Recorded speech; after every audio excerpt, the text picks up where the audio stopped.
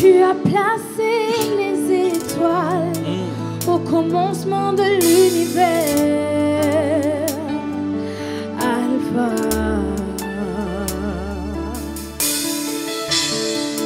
Oh, rien ne peut être créé si tu n'as pas encore parlé. Alpha.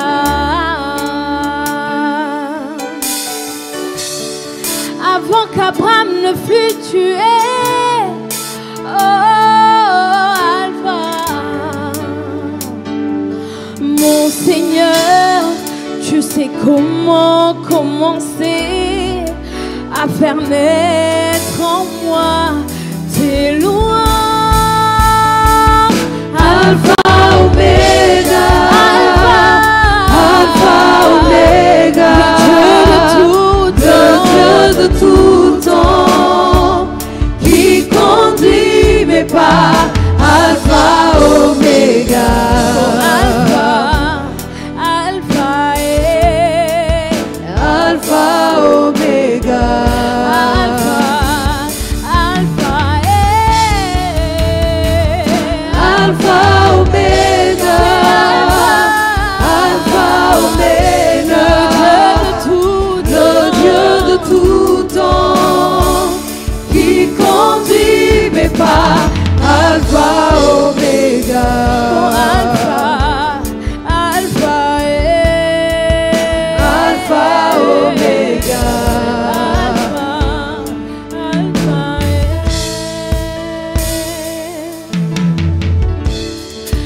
Tu as compté tous mes pas depuis le sein de ma mère. Alpha. Et ton amour a précédé mes efforts de sainteté. Alpha. L'auteur de l'histoire de nos vies. Oh, Alpha. Oui, mon sauveur, tu sais comment commencer une histoire jamais imaginée. Alpha, Oméga, Alpha, Oméga, le Dieu de tout temps, qui conduit mes pas, Alpha, Oméga. Oh, Alpha, Alpha, Alpha, Oméga. Alpha, Alpha, Alpha, Oméga. Alpha, Oméga. Le Dieu de tout temps, qui conduit mes pas, Alpha, Oméga. Alpha, Alpha, Alpha, Oméga. Alpha,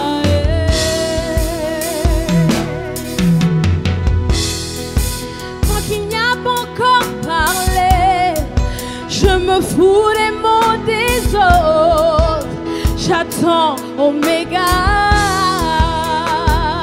Et je reprends. Oui, tant qu'il n'a pas encore parlé, moi je me fous des mots des hommes. J'attends Oméga. Peuple de Dieu, une troisième fois, commande.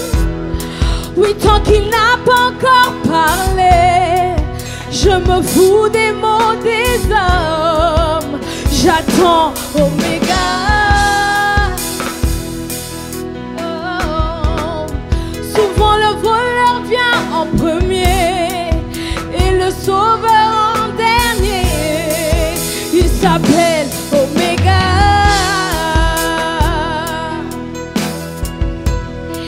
Et tant qu'il y a la vie dans mon corps et que tu n'en as pas décidé, non, je n'ai pas peur, car aucun homme n'a le chrono qui décide la fin de mon parcours.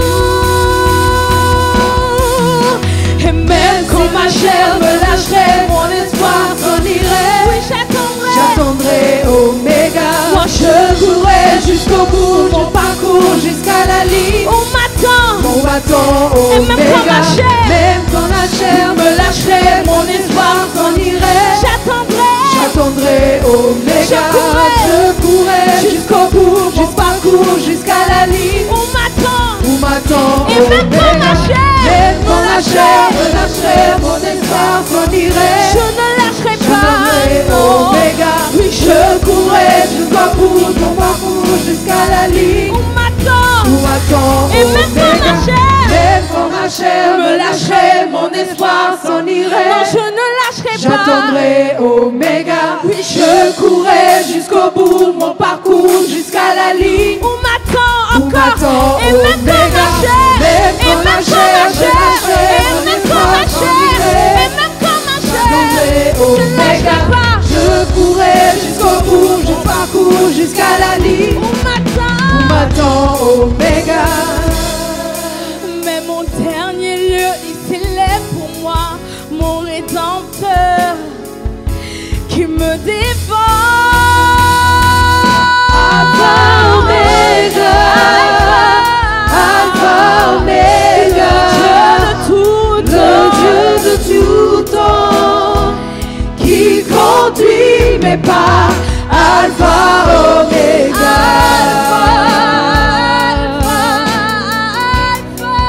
Alpha Oméga,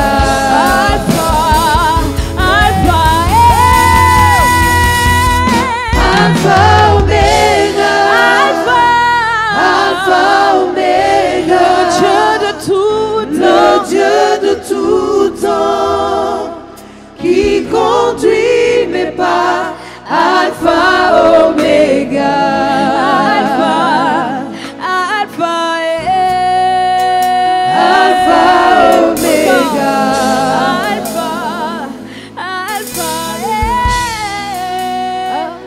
Alpha Oméga, Alpha Oméga, le Dieu de tout temps, qui conduit mes pas.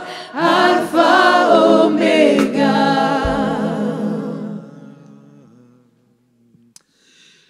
Alpha Oméga.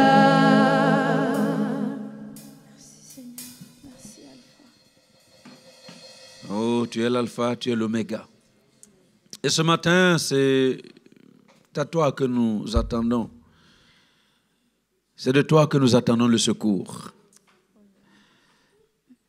Et il se pourrait qu'en effet, ce matin, quelqu'un sente comme si sa chair le lâchait. Quelqu'un ressent ce matin comme si son corps était arrivé au bout de son parcours. Mais nous savons que tu es l'oméga. Tu es l'oméga. Le Dieu qui a commencé cette chose avec cette personne ce matin, désespérée, découragée, totalement anéantie. Tu es le Dieu qui a commencé sa vie. Et comme tu l'as dit dans ce chant que nous venons de chanter, tu as compté les pas de chacun d'entre nous depuis le ventre de notre mère. Parce que c'est toi qui l'as dit, quand tu n'étais qu'une masse sans forme dans le sein de ta mère, je t'avais déjà connu. Je t'avais déjà appelé par ton nom. Et je savais exactement par quel chemin tu allais passer. Ce matin, il n'y a personne qui soit là au hasard. Chaque personne dans ce lieu est venue à ton appel. Et chaque personne venue répondre à ton appel recevra ce que tu as préparé pour elle. Alors c'est pourquoi ce matin je dis merci. Merci parce que personne ne repartira avec son fardeau. Personne ne repartira avec ses questionnements. Personne ne repartira avec sa maladie. Personne ne repartira avec sa tristesse. Personne ne repartira avec la lourdeur. Seigneur, je sais que ce matin, il y a des hommes et des femmes qui sont lourds, chargés, parce que la vie leur impose des fardeaux qu'ils ont du mal à transporter. Mais ce matin, nous déposons tous ces fardeaux au pied de la croix. Conformément à ta parole qui déclare, « Venez à moi, vous tous qui êtes fatigués et chargés, je vous donnerai du repos. Déchargez-vous sur moi de tous vos soucis et je vous libérerai. » Alors soyez libérés ce matin au nom de Jésus. Soyez libérés ce matin au nom de Jésus. Soyez libres ce matin au nom de Jésus. Et que la grâce de Dieu vous visite, que vous repartiez léger, parce que le Seigneur a pris votre fardeau et s'en occupe lui-même ce matin. Il est l'oméga. Lui qui a commencé ta vie, il sera à la fin de ta vie. Alors c'est pourquoi ce matin, j'aimerais encourager quelqu'un à ne pas s'en faire de ce que les gens disent. Ne t'en fais pas de ce que tu as entendu. Alléluia. Mais attends-toi à Dieu. Il est l'oméga. Sois béni ce matin au nom de Jésus. Amen. Alléluia. Amen. Oui, nous pouvons bien l'acclamer parce que c'est lui. Ce n'est pas le pasteur Adama. Je n'ai rien, je ne sais rien, je ne suis rien, je ne peux rien. Je ne peux rien, mais j'ai un Dieu qui peut tout. Et c'est ce Dieu-là que j'aimerais vous présenter ce matin. Soyez bénis au nom de Jésus. Alors, équipe de louange, merci beaucoup. Vous avez été formidables. Louez tout. C'est super. Si tu es là tous les jours comme ça, tu vois ce que ça donne. Hein? Sois béni. Gloire à Dieu. Amen. Alors, voilà. En tout cas, merci beaucoup d'être là dans ce premier culte de ce dimanche 3 novembre. Je vais avancer dans cette série de prédications que nous avons commencé il y a quelques semaines. Vous vous rappelez, ces actes qui provoquent la consolation. Cette année, c'est l'année de la consolation. Et je bénis Dieu parce que plusieurs personnes ont vécu une forme de consolation dans leur vie. Il y en a qui ont été consolés physiquement. Il y en a qui ont été consolés psychologiquement. Dans la tête, là, quand ça tapait dur, Dieu est venu, t'a donné du courage. Alléluia. Il y en a qui ont été consolés financièrement. Et nous bénissons Dieu qui continue la consolation. Alors, comme je ne cesse de vous le répéter, la seule chose qui tombe du ciel, dites-le pour moi, c'est la pluie. La seule chose qui tombe du ciel, c'est la pluie. Tout le reste là, il faut que l'homme participe. Amen.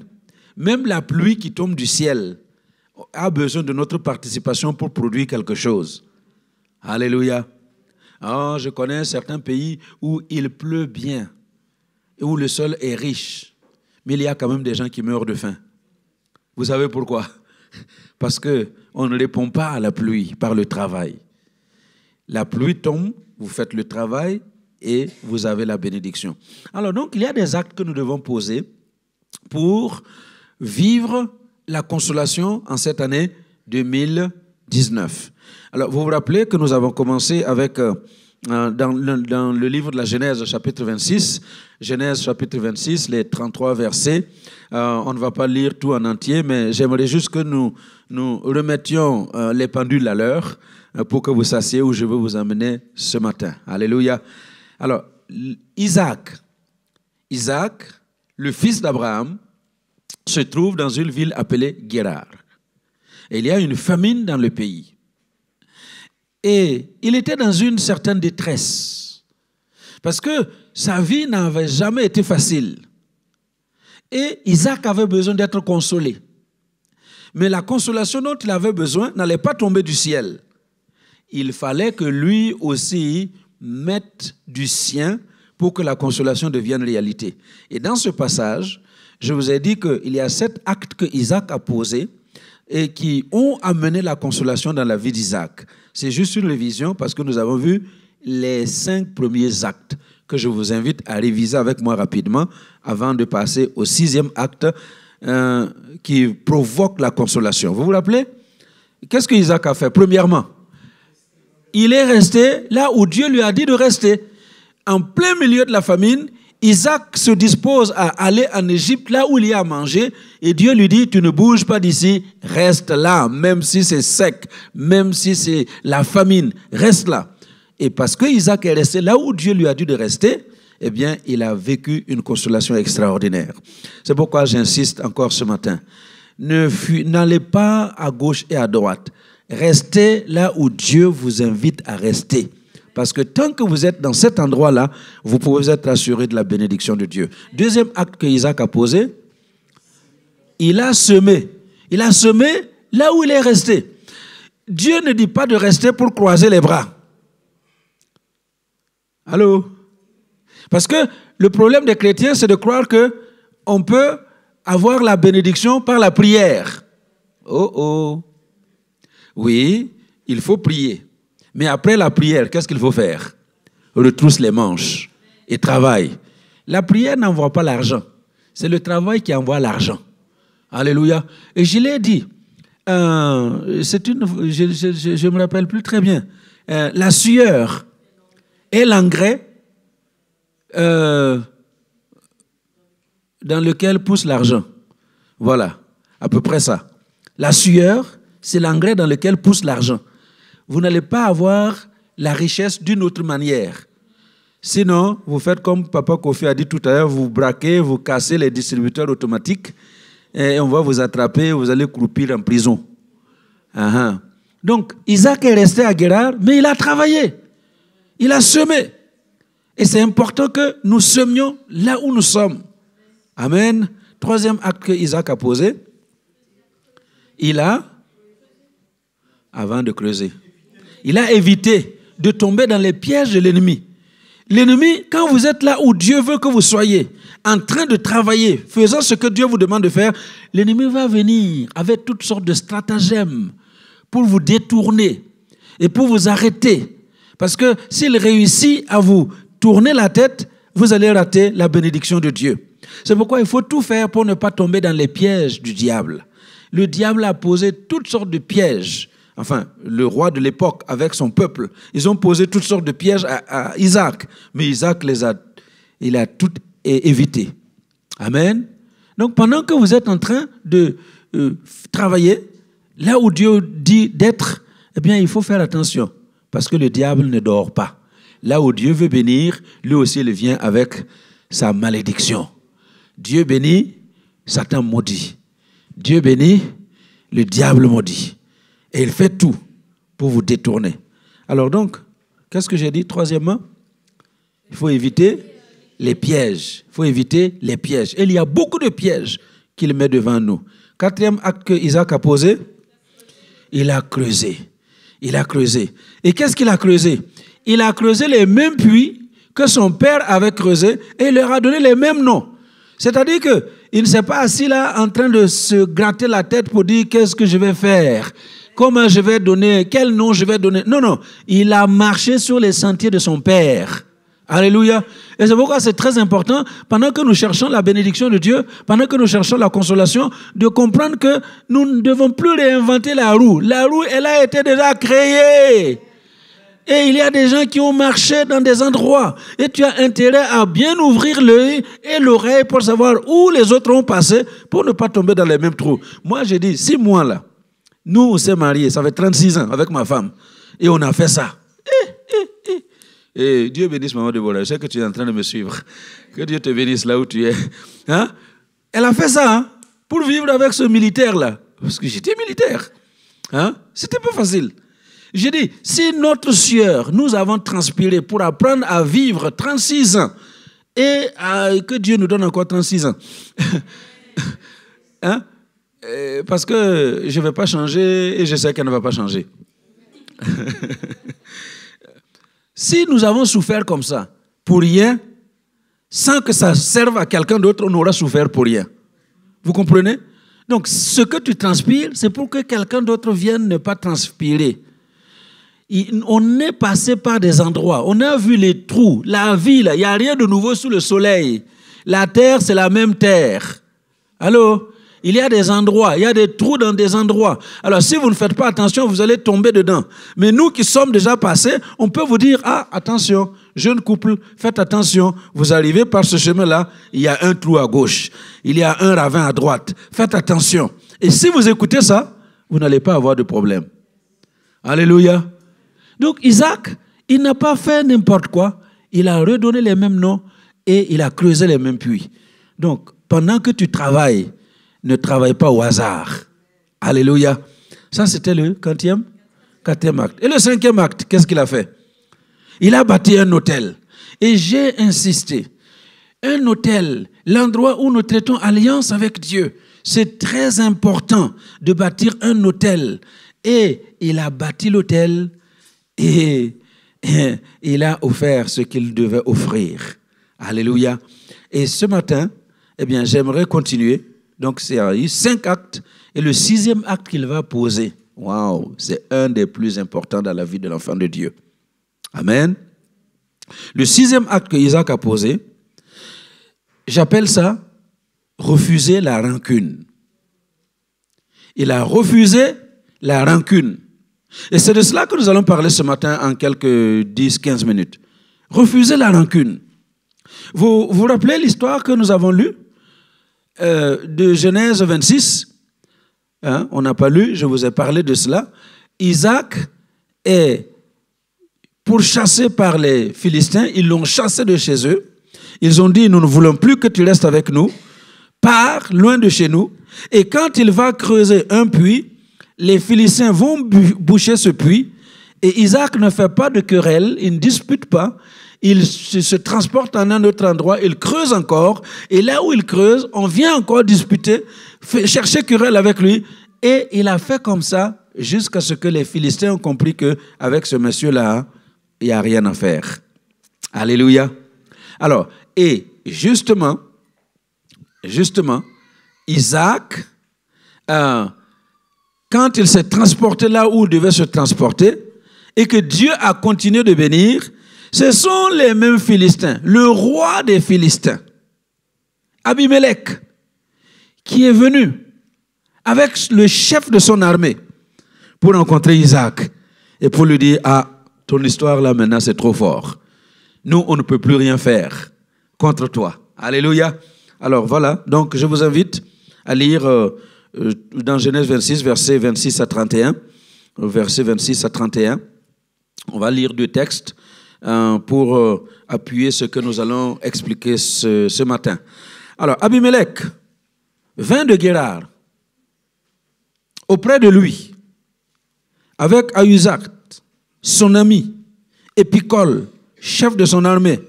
Isaac leur dit, « Pourquoi venez-vous vers moi, puisque vous me haïssez et que vous m'avez renvoyé de chez vous ?» Ils répondirent, « Nous voyons que l'Éternel est avec toi. » Alléluia. Et c'est ça ma prière. Que tous ceux qui vous ont mal parlé jusqu'ici, tous ceux qui vous ont cherché noise jusqu'ici, un beau jour, ils viennent te dire, « Ah, nous voyons que l'Éternel est avec toi. » C'est pourquoi nous disons qu'il y ait un serment entre nous et toi, et que nous fassions alliance avec toi. Jure que tu ne nous feras aucun mal, de même que nous ne t'avons point maltraité, que nous t'avons fait seulement du bien, et que nous t'avons laissé partir en paix. Comme je dis, quand je lis cette partie-là, vraiment, ça m'énerve, quoi. Vous voyez, on l'a chassé. Lisez les versets plus haut. On l'a chassé. On lui a cherché querelle. Et maintenant qu'ils ne peuvent rien, il vient dire, ah, nous, on t'a laissé partir en paix.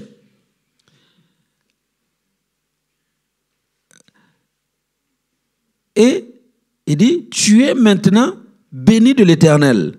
Isaac, écoutez la suite, Isaac leur fit un festin et ils mangèrent et burent. Ils se levèrent de bon matin et se lièrent l'un à l'autre par un serment. Isaac les laissa partir et ils le quittèrent en paix. Alléluia. Vous avez vu ce que les Philistins ont fait à Isaac?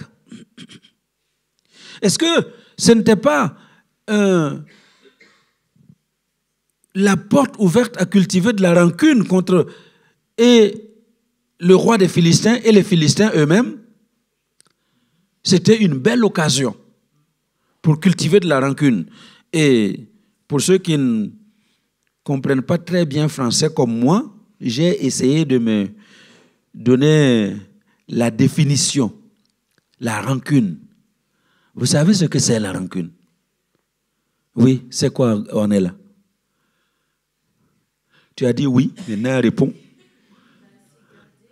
Garder de la méchanceté envers quelqu'un. Garder la colère. La haine. Waouh. Oh, tout ça, c'est bien. Alors, pour gagner du temps, écoutez ce que j'ai trouvé dans le dictionnaire. Rancune, c'est un sentiment affectif, durable, Ce n'est pas une histoire de ça vient demain, ça repart après-demain. Non, c'est durable. Donc ce sentiment-là, il est là de façon durable. Et il y a un autre dictionnaire qui dit que c'est une animosité durable. Animosité. Fait comme les animaux dans le champ. Et ce n'est pas une fois, ce n'est pas deux fois, c'est durable. Hein? Qui est fait de trois choses. L'aigreur, donc on est aigri contre la personne pour qui on manifeste la rancune, on est aigri. Donc ça veut dire que vous vous levez le matin, vous êtes aigre contre la personne. Imaginez-vous si c'est votre mari qui a de la rancune pour vous, ou vous avez de la rancune pour votre mari. Chaque jour, c'est la bagarre. Parce que c'est à l'aigreur, hein, le ressentiment et un désir de vengeance. Quelqu'un qui a la rancune, il a souvent un désir de vengeance. Et toutes ces choses sont liées à trois choses. C'est lié au souvenir d'une offense. On t'a offensé, on t'a fait du mal. Ce souvenir-là crée en toi la rancune, l'aigreur, le ressentiment, le désir de vengeance. Donc, l'offense, la frustration ou une injustice. Ce sont ces choses-là qui provoquent la rancune. Et si on parle d'injustice, si on parle d'offense, si on parle de frustration, Isaac a été offensé par les Philistins, il a été frustré par les Philistins, il a vécu l'injustice chez les Philistins. Donc il y avait de quoi être rancunier. Et vous savez que les rancuniers n'oublient pas ce qu'on leur a fait. Hein? Le rancunier, il n'oublie pas. Il se souvient toujours. Il tient ses comptes. Il y a un informatique là. Qu'est-ce que vous... Hein? Dans le disque dur là, vous avez créé un dossier. Il y a un dossier concernant telle personne. Et celle-là, vous ne pouvez pas oublier. C'est ça le rancunier. Et Isaac pouvait être comme ça. Mais vous avez vu ce qui s'est passé quand le roi des Philistins est venu devant lui et est venu demander à traiter alliance avec lui. Vous avez vu qu'à la fin, il leur donne un festin. Alléluia. Et je prie qu'un jour, tu puisses offrir un festin à ceux qui sont injustes avec toi aujourd'hui, à ceux qui te frustrent aujourd'hui, à ceux qui t'offensent aujourd'hui. Ma prière est qu'un jour, tu puisses leur offrir un festin, une table dressée avec tout ce qu'il faut, qu'ils mangent et qu'ils se réjouissent avec toi. Alléluia. Refuser la rancune. Comment on va refuser la rancune? Eh bien, c'est le texte que nous avons lu pendant le moment de la Sainte Seine. Et comme il y a plusieurs personnes qui nous ont rejoints depuis la Sainte Seine, je vais vous le relire, ce texte-là. Qu'est-ce qu'il faut faire pour refuser la rancune? Matthieu 5, verset 38 à 48. Jésus dit, vous avez appris qu'il a été dit, œil pour œil, dent pour dent. Mais moi, je vous dis de ne pas résister aux méchants. Si quelqu'un te frappe sur la joue droite, présente-lui aussi l'autre. Si quelqu'un veut plaider contre toi et prendre ta tunique, laisse-lui encore ton manteau. Si quelqu'un te force à faire 1 000, fais-en 2 avec lui. Donne à celui qui te demande, ne te détourne pas de celui qui veut emprunter de toi.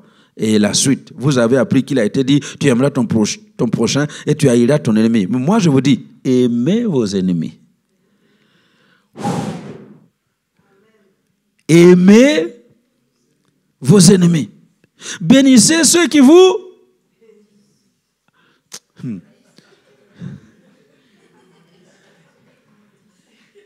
Oui. Nous dirons, bénissez ceux qui vous bénissent. Hein? Mais Jésus dit, bénissez ceux qui vous... Faites du bien à ceux qui vous haïssent et priez pour ceux qui vous maltraitent et vous persécutent. Afin que vous soyez fils de votre Père qui est dans les cieux, car il fait lever son soleil sur les méchants et sur les bons, Il fait pleuvoir sur les justes et sur les injustes. Si vous aimez ceux qui vous aiment, quelle récompense méritez-vous? Allô? Et malheureusement, c'est le comportement de l'être humain aujourd'hui. On aime ceux qui nous aiment. On fait du bien à ceux qui nous font du bien. Jésus dit, si vous faites comme ça, vous n'avez aucune récompense. Aucune.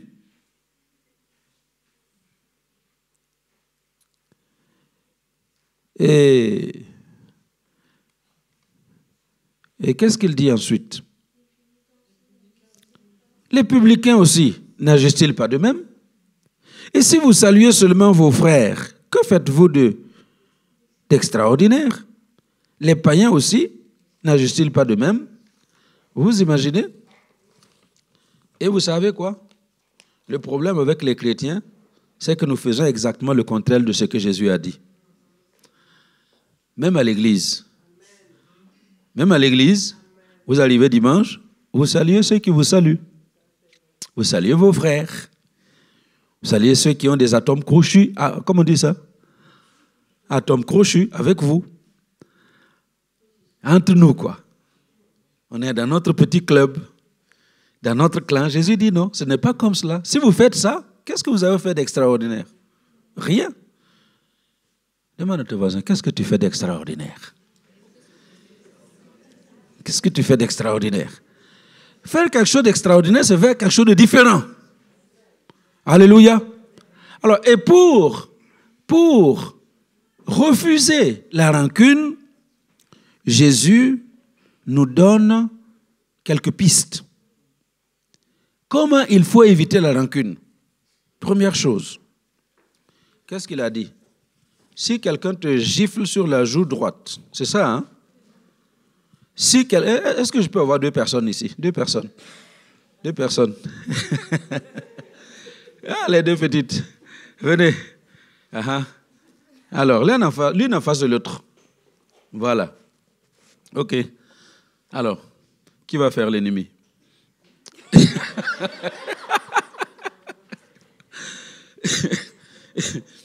Vous savez quoi? Elle a raison. Moi, je n'accepte jamais de jouer le rôle du méchant. Hein? Ah non. On cherche un diable et on va me demander de faire le diable. Non, jamais. Parce qu'il y a des choses avec lesquelles je ne joue pas. Bon, mais toi, ça va? Ça va, OK. Alors, écoutez bien. Il dit, si quelqu'un te donne une claque sur la joue droite, donne-lui une claque sur la joue droite, va voir. Non, c'est pas la joue droite. C'est pas la joue droite. Hein? Vous voyez? Vous comprenez? Le problème ici, écoutez, c'est quelque chose de très fort. Parce que au temps de Jésus et en Palestine, gifler quelqu'un par le revers de la main, c'était la chose la plus méprisable. C'était le mépris, l'humiliation. Vous imaginez? Comme ça. Gifler par le revers de la main. Parce que généralement, la plupart des gens, ils sont droitiers. Donc Jésus dit, si tu gifles quelqu'un sur la joue droite, avec ma main droite, je ne peux pas le gifler comme ça. Hein? Donc je suis obligé de faire par le revers de la main. C'était un symbole d'humiliation, de mépris.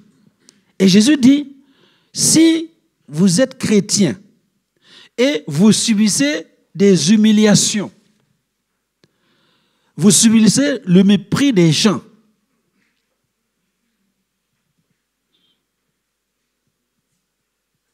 il faut lui présenter l'autre joue. Oh, présentez-lui la gauche. Ici, il aurait peut-être un peu plus difficile, mais vous lui présentez la droite. Écoutez, quand quelqu'un vous fait ça, il vous humilie, il vous méprise, et au lieu de riposter par le mépris et par la méchanceté, vous lui présentez de la bonté. Vous croyez que la personne va aussitôt vous redonner une claque avec la main droite encore? Non. Alors ici, ce premier exemple que le Seigneur donne pour dire refuser la rancune. Refuser la rancune. Il faut refuser la rancune. Il ne faut pas se faire justice. Pas de propre juste. Malgré les humiliations, malgré les mépris. Est-ce qu'on se comprend? Parce que la réaction normale, si on te donne une claque de ce genre, la réaction normale, c'est de riposter. C'est ça la réaction normale. Et Jésus dit, voilà, faites quelque chose de différent. Vous vous rappelez? Faites quelque chose de différent. Parce que si tu fais comme tout le monde, tu ne fais rien de différent. Il n'y a rien d'extraordinaire. La chose extraordinaire, c'est de faire quelque chose de différent. Est-ce qu'on se comprend? Et comme cela, tu vas refuser la rancune. Et Isaac, dans l'histoire de Genèse 26, il a refusé la rancune. Quand il a creusé le premier puits, il a donné le nom Ések. Pourquoi il a donné Ések? Parce que les gens sont venus disputer. Et il n'a pas cherché à riposter. Il s'est transporté ailleurs. Est-ce qu'on se comprend? Donc, quelqu'un te frappe sur la joue droite, présente-lui l'autre. Acceptez même les situations humiliantes sans riposter. Amen. Deuxièmement, il dit, vous êtes toujours là, hein? Voilà, en face de l'autre, l'une en face de l'autre. Il dit, si quelqu'un plaide contre toi, c'est-à-dire que vous allez au tribunal, et il plaide contre toi pour que tu lui donnes ta tunique. J'ouvre une parenthèse, hein. Il a commencé par dire, vous avez entendu qu'il a été dit, œil pour œil, dent pour dent. C'est ce que nous appelons communément la loi du talion, n'est-ce pas? Lex talionis des Romains. La lex talionis, la loi du talion.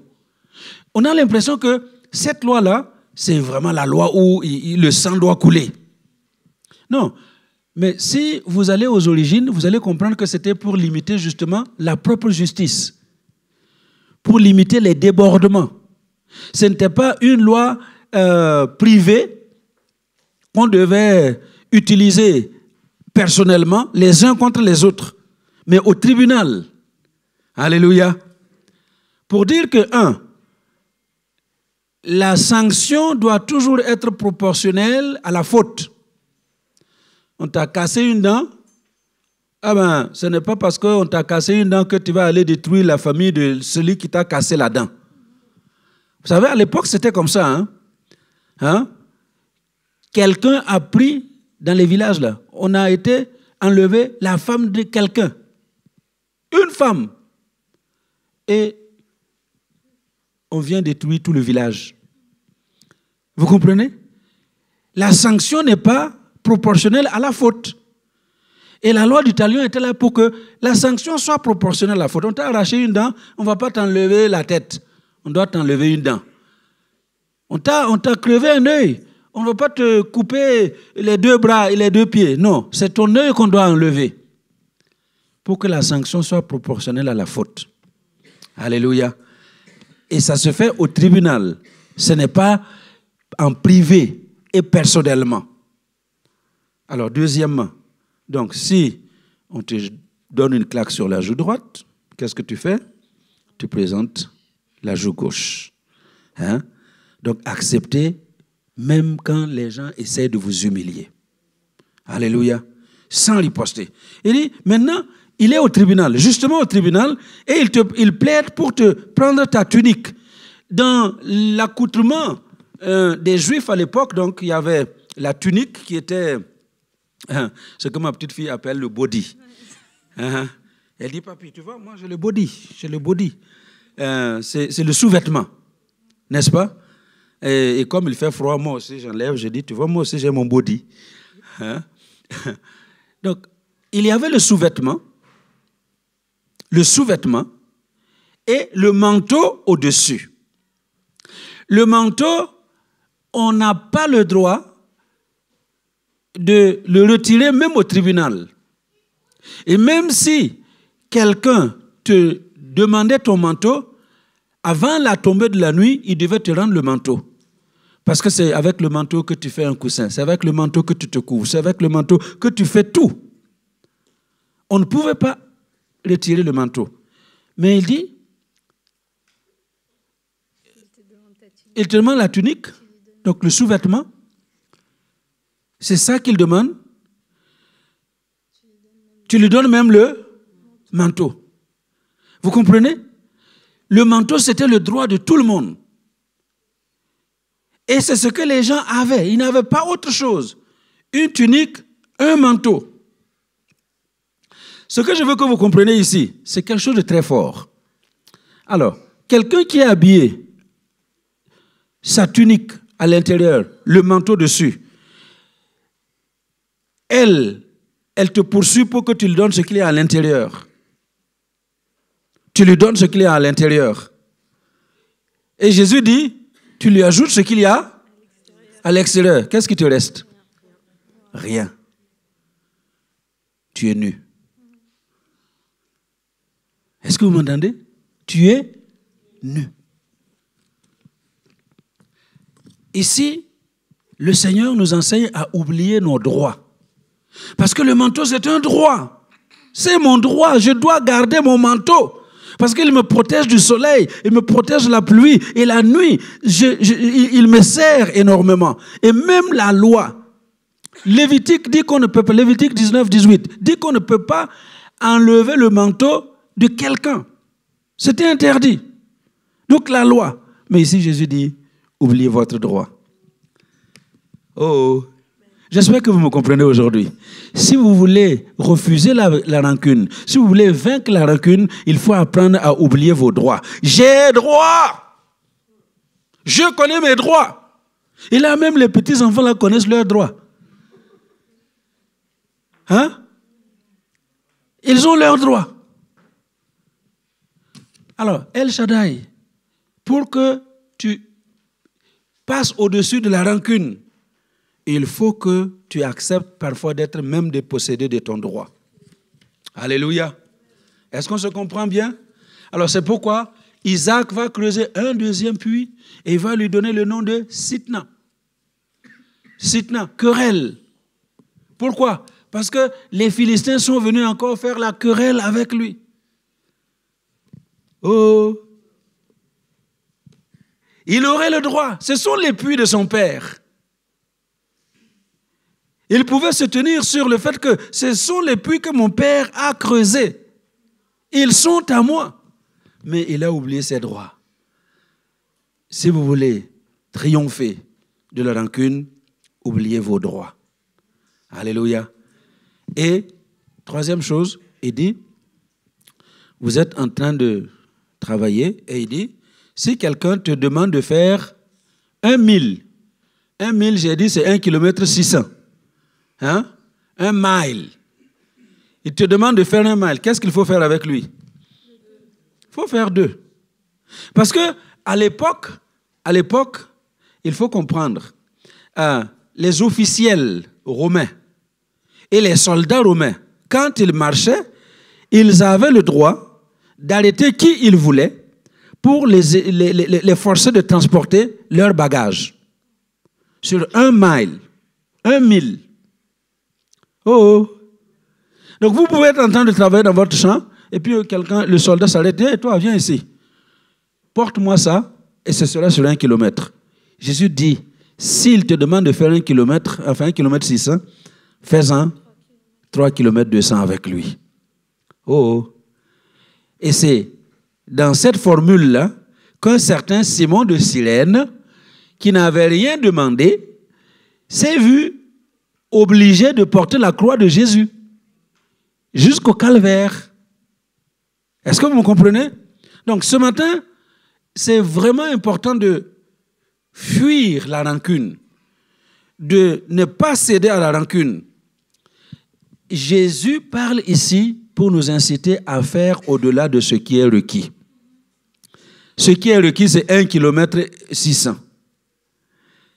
Alors, Jésus te dit, si tu veux triompher, il faut faire au-delà de ce qui est requis. C'est ce que les anglophones appellent l'extra mile. Faire l'extra mile. Aller au-delà du mile qu'on t'a demandé. Qu'est-ce que cela veut dire pour nous aujourd'hui? Isaac a reçu ses ennemis, ceux qui l'ont chassé, ceux qui ne voulaient pas de lui, qui viennent pour signer une alliance, et ils sont venus juste pour un serment. Ils sont venus pour avoir un papier d'alliance. Et ils sont repartis avec une grande fête. Alors, Isaac n'a pas seulement signé l'alliance, mais il a organisé une grande fête, un festin pour eux. Il est allé au-delà de ce qu'on était venu lui demander.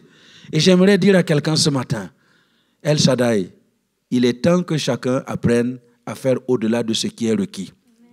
Vous travaillez quelque part, ne faites pas le travail que tout le monde fait. Oh, vous êtes membre de El Shaddai, vous travaillez quelque part, ne faites pas le travail que tout le monde fait. Faites toujours au-delà de ce qui est requis. Et malheureusement aujourd'hui, qu'est-ce que les gens font? On veut juste un salaire. Donc je dois faire 8 heures. Je suis venu pointer à telle heure. Et à l'heure pile, je dois partir. Eh bien, ce n'est pas comme ça que vous allez progresser dans la vie. Alléluia. Il faut aller au-delà de ce qui est requis. Est-ce qu'on se comprend? Amen. Bon, le reste là, je vais juste vous lire et puis vous allez étudier vous-même parce que je n'ai pas le temps. Il est déjà moins 10. Qu'est-ce que nous avons dit? Qu'est-ce que nous avons dit jusqu'ici? Comment on va vaincre la rancune?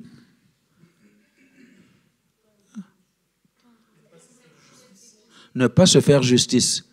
Si on vous gifle sur une joue, tendez aussi l'autre. Deuxièmement, être prêt à se déposséder de ses droits. Alléluia. C'est mon droit, c'est mon droit, c'est mon droit. Non, il faut accepter de perdre ses droits.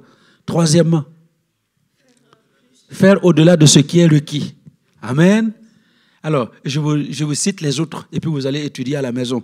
Donnez à celui qui vous demande. C'est ce que Jésus a dit au verset 42 de Matthieu 5. Donne à celui qui te demande. Et ne refuse pas de prêter à celui qui te tend la main. Allô? Donne à celui qui te demande. C'est pas évident, hein? Surtout quand vous avez été victime d'escroquerie des gens.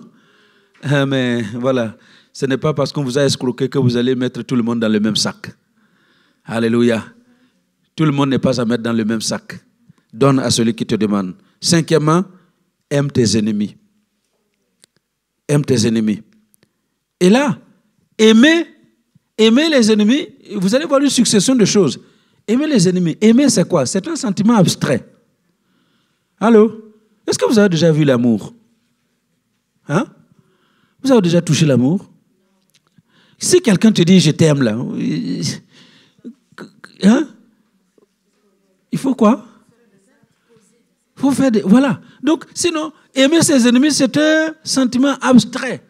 Ah, mon ennemi, je t'aime. Oh, je t'aime, mon ennemi. Oh, je t'aime. Tu vois? Hein? Et puis derrière, tu vois la hache là des Indiens. Tu lui fais le bisou avec la hache des Indiens derrière ton dos. N'est-ce pas? Non. L'amour, c'est un sentiment abstrait. Et c'est pourquoi il continue, il dit, bénissez ceux qui vous maudissent. Bénir, c'est dire du bien. Dire du bien. C'est le contraire de maudire. Dites du bien à ceux qui vous maudissent. Ça, maintenant, c'est la parole. On a quitté le sentiment abstrait pour exprimer en parole. Dites du bien. Et il ne s'arrête pas là. Il continue. Faites du bien à ceux qui vous haïssent. Vous voyez l'enchaînement? Le sentiment abstrait, parce que c'est très important de mettre dans votre tête que votre ennemi, vous devez l'aimer. Et puis ensuite, passez aux paroles, mais ne vous arrêtez pas aux paroles, ça doit se traduire en acte. Parce que le véritable amour, ça se fait en acte, ça se pratique en acte. Alléluia. Amen. Maman Germaine disait tout à l'heure qu'elle rend grâce à Dieu parce qu'elle a eu un moyen de déplacement. Elle a eu une voiture. Son mari lui a offert une voiture. Ça, c'est un acte d'amour. Chérie, je t'aime. Mais elle va prendre le bus. Elle va prendre le train. Débrouille-toi. Ça, c'est quel amour? Voilà, maintenant là, moi j'ai vu l'amour. Un acte d'amour. Amen. Alléluia. Faites du bien. Faites du bien. Faites du bien. Pas seulement à ceux qui vous font du bien, même à ceux qui vous maudissent et qui vous font voir de toutes les couleurs. Allô? Est-ce qu'on se comprend? Et puis il dit, priez pour ceux qui vous maltraitent et ceux qui vous persécutent. C'est crescendo, hein? Aimez, les aimer dans la tête. Dites du bien dans la bouche. Agissez en leur faisant du bien. Faites du bien. Et puis, pour terminer, priez. C'est-à-dire, plaider en leur faveur auprès de Dieu. C'est l'intercession. Plaider en leur faveur. Et quand vous faites ça, vous allez vous rendre compte que vous êtes en train de marcher sur la rancune. Alléluia. Ces choses qui montent dans votre cœur quand vous pensez à une telle personne. Si vous faites ces actes-là que je vous ai dit tout à l'heure, vous allez vous rendre compte que la rancune va partir. La rancune va partir. Vous n'allez plus avoir envie de vous venger. Vous aurez juste envie de faire du bien à une telle personne. Alléluia. Est-ce qu'on se comprend? Alors, il y en a qui me regardent bien là. Vous vous reconnaissez dedans? Ah, que Dieu nous aide. Alors ce matin donc, il est déjà 11h, on va prier. Est-ce qu'on se comprend? Voilà, il faut refuser la rancune. Il faut refuser la rancune. Il faut refuser la rancune. Amen. Alors le verset avec lequel je termine, Lévitique 19, 18, tu ne te vengeras point et tu ne garderas point de rancune contre les enfants de ton peuple. Tu aimeras ton prochain comme toi-même. Je suis l'Éternel. Alléluia. Pas de rancune, s'il vous plaît. Pas de rancune, s'il vous plaît. Est-ce qu'on s'entend ce matin?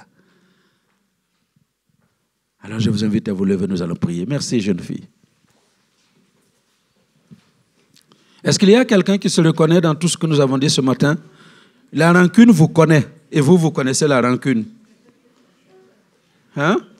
Alors venez, ceux qui se reconnaissent dedans, là, venez, on va prier. La rancune vous connaît. Et vous-même, vous connaissez la rancune. Ce n'est pas la peine de vous cacher. Vous-même, vous savez combien il y a des choses qui retournent dans votre cœur là. Et si vous pouviez vraiment vous venger, vous allez le faire. Mais Dieu nous appelle à ne pas nous venger. Alléluia. Amen. Alors, élevons nos voix et prions pour nos bien-aimés qui sont là. Seigneur, ta parole est vraie et ta parole est certaine. Mes bien-aimés qui sont là, tu connais leur cœur. Il y en a qui ont eu honte de s'avancer. Il y en a qui ont eu peur de s'avancer. Il y en a qui ont pensé à ce que les autres imagineraient et ils ne se sont pas avancés. Mais mes bien-aimés sont venus. Ils sont venus parce qu'ils savent qu'il n'y a pas d'autre secours que toi.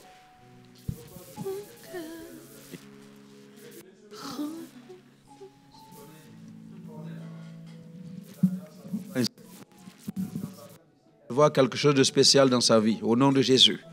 Merci parce que tu restaures son corps, son âme, son esprit. Tu lui donnes de marcher dans la victoire à partir d'aujourd'hui. Au nom de Jésus. Merci infiniment.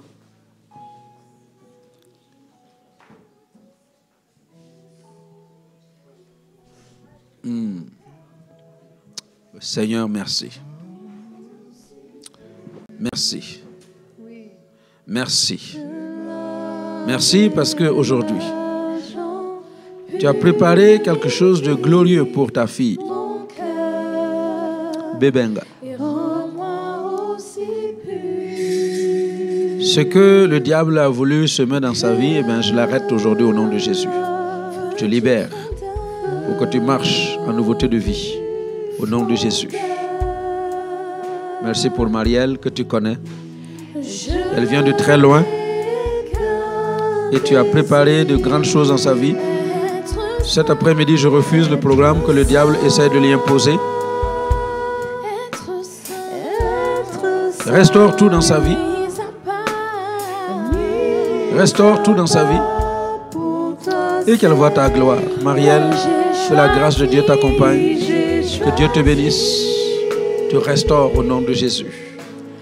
Merci pour mon frère Seigneur. La rancune n'est pas son lot. Alors que ces racines d'amertume, d'aigreur soient arrachées ce matin et qu'il reçoive la grâce de marcher dans la victoire. Sois béni. Que Dieu te conduise dans la victoire et qu'il te restaure en toutes choses. Qu'il y ait la différence entre ce jour et le reste de ta vie. Au nom de Jésus. Amen. Amen.